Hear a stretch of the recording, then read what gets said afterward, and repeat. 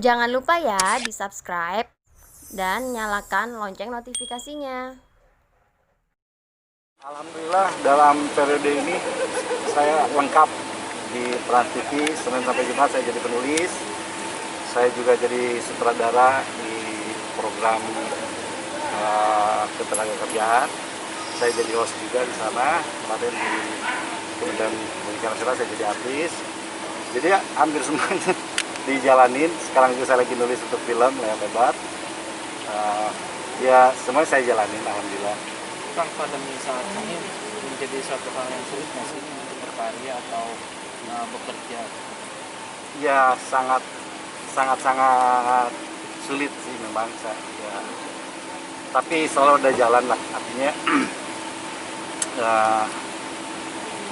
sejak pandemi ini saya sempat nganggur hampir 2 bulanan lah ya, tapi tidak itu tidak, saya yakin bahwa di balik kesempitan pasti ada kelapangan, ada kesempatan. Alhamdulillah ada beberapa pekerjaan bisa dijalankan walaupun memang sempat terbatas. Kalau nggak dengar apa-apa, walaupun sempat terbatas, jadi ya alhamdulillah saya jalani aja. Dan sebetulnya begini, di Singapura dulu bikin sinetron itu paling cuma 6 orang karena keterbatasan anggaran, tidak ada SDM. Tapi hasilnya pas saya lihat judulnya bara, judulnya bagus banget, karena mereka dari kesempitan yang ada betul-betul mereka berkreasi bagaimana menciptakan sesuatu. Padahal di sinetron Indonesia satu sinetron itu kan krunya bisa 30, 40 sampai 50 orang. Hasilnya masih kalah waktu itu sama yang Singapura nya. Nah, kenapa saya cerita itu? Nah, hari ini kita banyak keterbatasan. Mudah-mudahan keterbatasan yang sekarang terjadi karena Covid ini bisa menjadi giro, menjadi spirit kita untuk berkreativitas, bagaimana membuat sesuatu, bagaimana bertahan hidup, bagaimana kita membuktikan diri bahwa kita betul-betul bersyukur nikmat atas akal yang sudah Tuhan berikan untuk berkreasi. Itu sih sebetulnya hikmah dari kondisi Covid hari ini. Kang, berarti bisa dibilang pandemi ini bukan berarti kita berhenti berkarya. Jangan pernah berhenti berkarya, kita harus tetap berkarya. Saya aja dari zaman dulu diajakin main TikTok nggak pernah mau. Justru pandemi lah saya main TikTokan gitu kan akhirnya. Mas Ikang segala macam teman-teman, Kang TikTokan lagi. Saya kaget, padahal saya iseng itu karena ngisi pandemi. Ternyata sekecil apapun karya kita bisa memberikan dampak yang baik untuk orang lain, untuk diri kita sendiri. Jadi ya jangan pernah berhenti berkarya. Dan saya masih tetap syuting, masih tetap jalan. Yang penting protokol kesehatan kita jalani terus. Saya tetap mandi, walaupun saya nggak minta dimandiin orang. Saya masih cuci tangan, masih pulang harus mandi juga. Apalagi kalau malam Jumat ya, mandi besar. Nah, tapi kan kita lihat pertumbuhan apa namanya sih pengidap COVID ini kan makin bertambah di Indonesia. Ada ini nggak sih kecemasan tersendiri nggak sih, Kang? Ya, ini di sini memang saya dulu pernah di pemerintahan. Memang ada beberapa hal yang harus kita tutupi, ada beberapa hal yang harus kita sampaikan. Itu setuju. Tapi apa yang kita tutupi itu bukan berarti kita lantas diam. Jadi pemerintah, harapan saya, baik terutama di Kementerian Kesehatan, di pemerintah, harapan saya jangan menutupi kondisi tanpa ada solusi.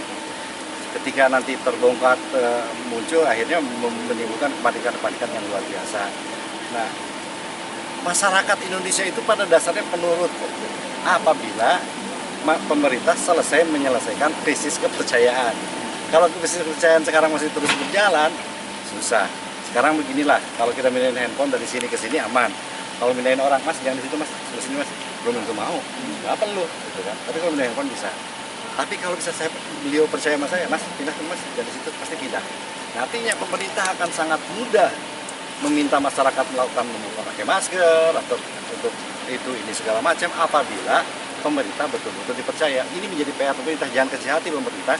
Bagaimana pemerintah bisa mengembalikan krisis kepercayaan yang sudah terlanjur rusak ini dengan cara-cara yang elegan, yang lebih baik, supaya masyarakat kita lebih minim lagi yang terkena COVID.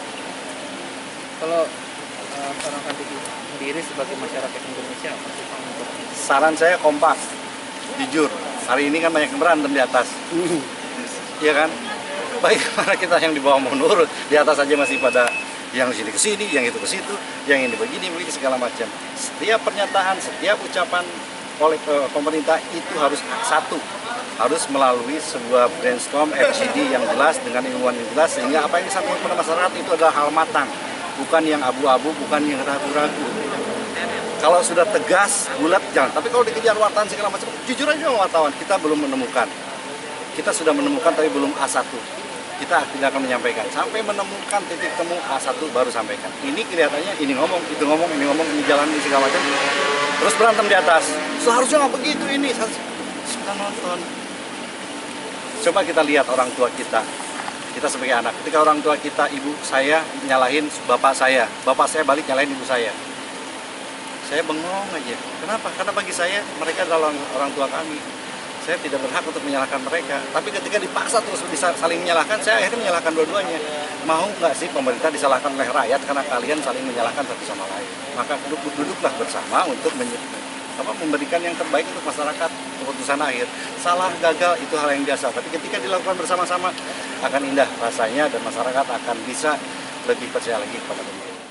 Jangan lupa ya di subscribe dan nyalakan lonceng notifikasinya.